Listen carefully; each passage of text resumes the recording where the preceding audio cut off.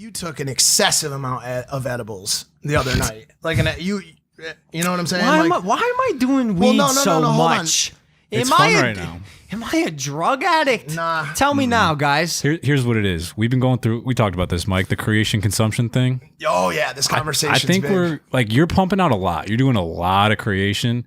You got to find some way to like turn your brain off to like receive something, so you're not like constantly trying to, hit the gas. So check us out. You're right. This is a great conversation. Mm-hmm. Oh yeah, creation versus consumption. Yeah. How much to create? How much to consume? Should there be a balance? If so, why? Is it necessary? I did a writing session with a director by the name of Luc Besson, who you guys may know. I'm actually gonna look up his IMDb here. So this dude is an absolute legend. He's one of the greatest directors of all time. Lucy 2, Anna, Taken, Taxi 5, Valerian, the scores on Taken all of them? 3, Transporter, the first Lucy. No, directed and wrote. Okay, yeah. And what you guys do? Just a like the epitome of a creator, and an artist here in Hollywood. And so we had a writing session, and I asked him, I was like, "Yo, where did your creativity come from?" We had a couple 2 to 3 writing sessions, and somehow I got linked with him. And I asked him, I was like, "Yo, where did your creativity come from?" He's a French guy. He said he grew up in the countryside, and he was always bored, and so he would create these worlds in his head of these aliens. And if you've seen like The Fifth Element, he directed. If you've seen that, like these just insane fantasy worlds, because he had nothing else to do, and he had I would assume some sort of genetic blessing where he was a bit more creative and imaginative than the average person. But I would argue he probably wasn't consuming that much. What did he have television and stuff like that? Like he lived on a farm in the middle of nowhere. Yeah, because remember when we were talking about this the other night, I brought up it's funny because everything that I create now, everything that I am now as a person is based on what I consumed throughout the course of my life. And so for the first, 30 years of my life, all I did was consume music, consume movies, The Sopranos, every TV show, every conversation I had was, every Jeopardy show I watched was me being a sponge and sucking that in. And it is now prevalent and apparent in everything that I create. And now I've gone down the other side of the spectrum. And that's where I think you are too, where you're just putting out.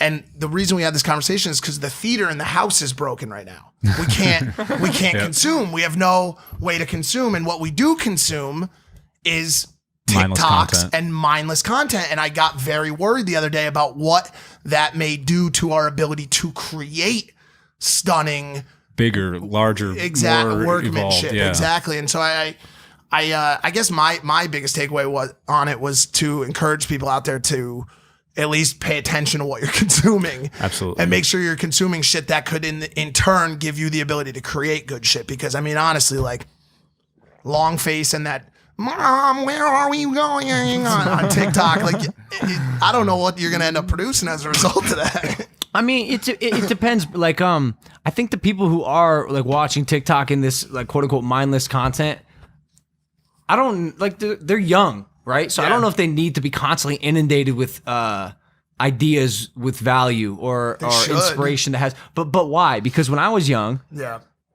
I would watch YouTube and Smosh and when you were really young, E-Bomb's World, bro. When I was 8, like between 8 and 15, like really young. When I was in my consumption phase, like what is life? What do I want to do? How is the world?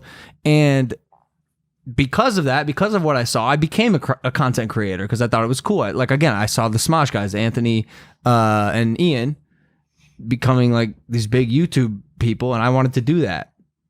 And so I don't know what I'm saying is, I don't know if we're talking about kids our age, which is probably the majority of people listening to this podcast, just fucking watch how much TikTok you consume. There's probably better things to be investing your time in. But if you're young, like it's like you just explore. I guess I'm talking more like from our perspective at this point, because dude, you literally are go all day. You are not consuming any content Until he takes other than the edibles. quick stuff that you have to like. If you're looking for content, you're going online. Quick stuff. Yeah, agree. And actually, in this conversation right now, I think that's why I've been smoking as much weed as I have. Yeah. Because I stopped yesterday because I was like, whoa, this is too much. But I think it's because, and actually, if you go back 2 podcasts ago, you hear me say like it's hard for me to shut my mind off. Like I've been laying in bed for 2 hours at night every night like this.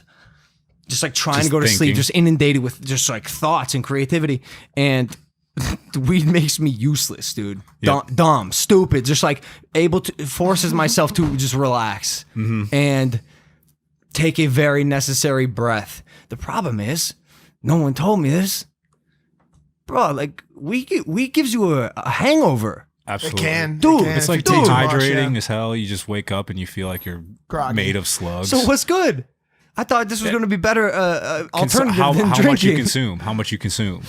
Like if you take a lot, you're gonna have a bad time. It's another No consumption. breaks. It's another consumption conversation. Yeah. I'd love to dive deeper, maybe not in this episode, but into this this like psychedelia world that we play in sometimes, whether it be with weed or also just like. I know I'm kind of like anti-drugs at this point and kind of have to maintain that platform, but I'm not really anti-fungus and anti-marijuana. I think that there's a use case for both those drugs. Yeah. When done properly and under supervision, or when whatever you have to do to get it done the right people way. call Ask your parents to watch you smoke the weed. Well, or it's kind of gotten to that point. I mean, it's gotten to a point where mushrooms are now starting to be prescribed to people for PTSD, for end of life, for that kind of stuff, and marijuana has a bunch of medical use cases as well. And I'm a believer in psychoactive's ability to kind of remove you from the stressors or anxieties or depressions of everyday life, and more so to expand your mind to be able to sponge up those things that you may not be interested or you may not be able to achieve on a normal brain. And Just this opens is your not- mind more. Yeah, this is not me encouraging. We've talked about this a little bit before. This is not me encouraging anyone to go do these things, but there's no denying. And Rogan talks about this a lot, obviously, as well. the benefits of these, the benefits are psychedelic's ability to expand your mind. I just am hesitant. So on the opposite note, I'm hesitant with psychedelic drugs or even weed. The little bit that I've just sort of started like playing with, and I'm okay being vocal with it about it.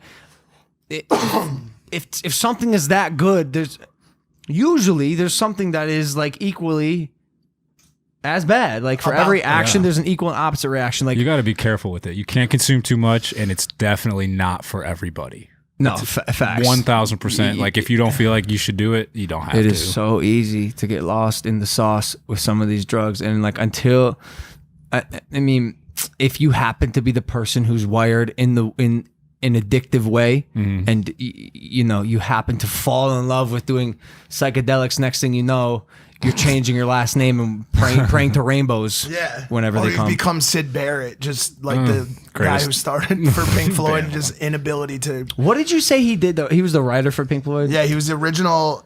Fuck, I don't want to get quoted on wrong here. I believe he was the original writer, and maybe he was even the original frontman for Pink Floyd. But he used to wake up and put just tabs upon tabs of LSD in his cereal every morning, and he eventually. Do you know what kind of? I'm not so concerned about the LSD, but what kind of cereal he was?